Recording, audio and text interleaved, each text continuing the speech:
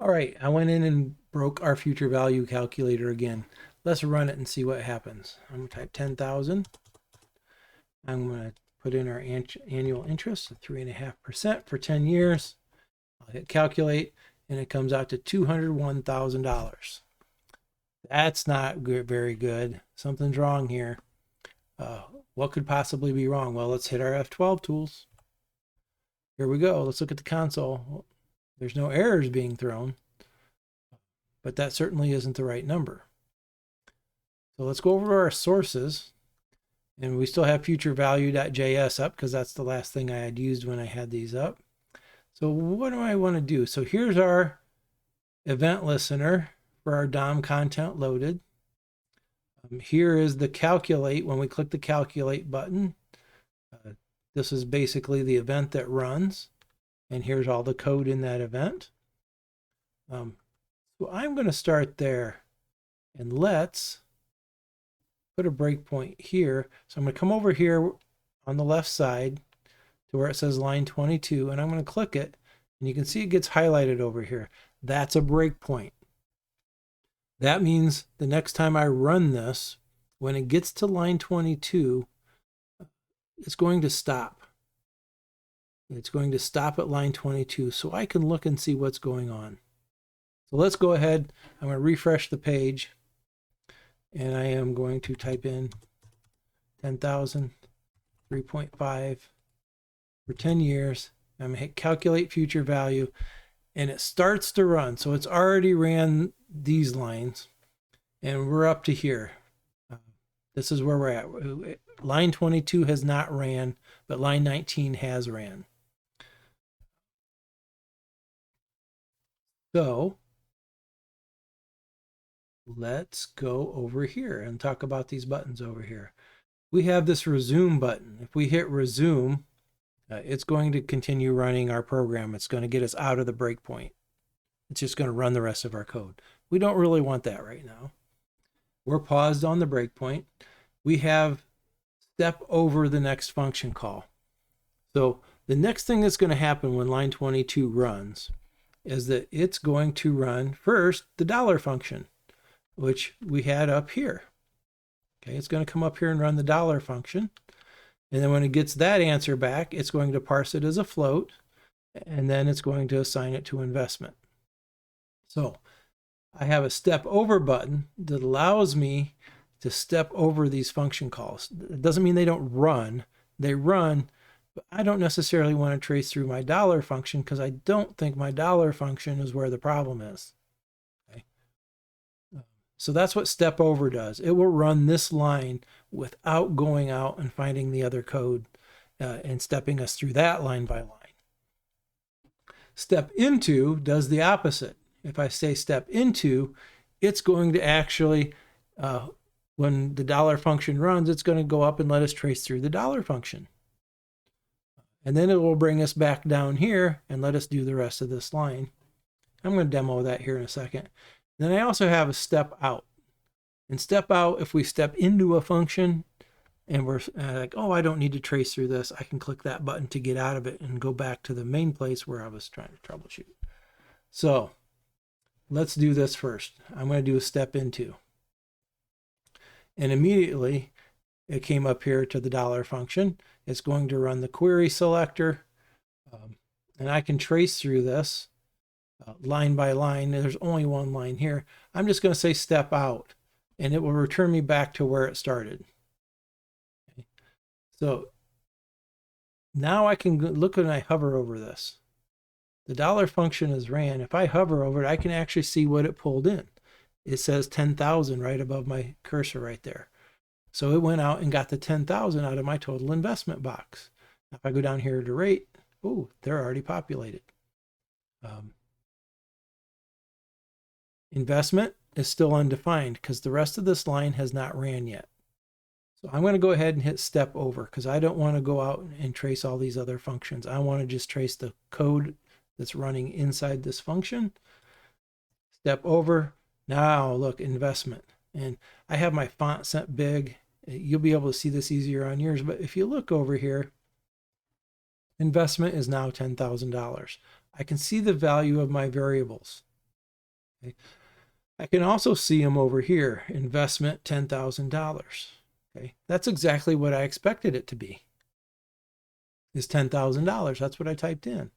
All right, so we're going to go up here to step over, and we'll do the next line. Our rate is 3.5. Is that what we expected? It is what we expected. So that's the key to troubleshooting. You have to know when each of these lines runs, what do you expect to happen? And if you know what you expect to happen after the line runs, if something else happens, then you know where the problem is. All right, so you have to know what to expect. You have to think about what is supposed to happen and compare it to what actually happened. So I'm going to do the next line. So if you notice step over, it gives us, if I hover over it, step over, you can also hit F10 to go to the next line. But I'm going to continue hitting the button. And there my years are equal 10, so I can monitor my variables. And they all look good so far. All right, now we're going through our error checking. We're going to check some of these values to see if they're okay. And I think they're okay looking at them up here. So that check passed. Investment equals 10,000. Was it an invalid value? So we didn't come out and go through this is invalid value. That was the one that has the is not a number in it that we did earlier. It ran this function because we stepped over. It went and ran this function. Everything came out good. So it didn't do anything inside the if block because $10,000 was a good value. That one came out good. That one came out good. Now, what is our error message at this point? Our error message is still set to double quotes because we haven't added any errors to it. So I would expect that the code inside this if block should run now because error message is equal to an empty string. So when I hit step over, I should expect it should go to here and not go down to the else block. Okay. Step over, so there we go. And what's going to happen here, it's going to call the calculate future value function and then assign it to this future value. So I'll go ahead and hit step over. Let's look at our future value, and it's $201,000. That's not right.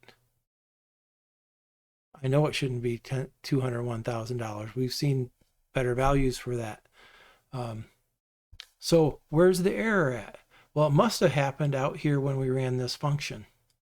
Okay, there must be a problem in that function because what I expected to happen is not what happened.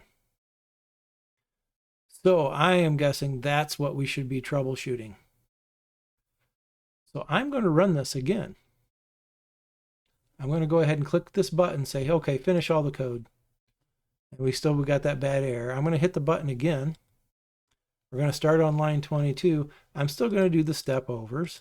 I'm going to trace down through my code and let it run till it gets to that line. Okay. Calculate future value. We said that's where the problem is. So this time I'm going to step into. So I'm going to trace out to this function. Okay. Here's the calculate future value. And we see that its inputs what we expected it to be. 10,000, 3.5, 10 years. Certainly look good. Those all certainly look okay. My $10,000 investment. Future value is $10,000. Okay. And then we have a for loop that's going to do some interest calculations. So future value of $10,000 times 3.5%. What would you expect that value to be when it gets done after it multiplies by the interest rate divided by 10? Have you caught it yet? Okay, so it's going through the for loop.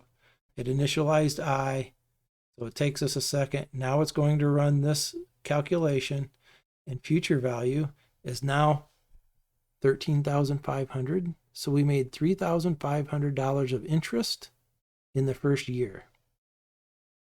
That doesn't seem right. It seems like that should be $350. Okay. And now I've found the problem. Something in this line is 10 times bigger than it should be. And that's because the interest rate's divided by 10. And to change a decimal to a percent, we should be dividing that by 100. So there's my problem.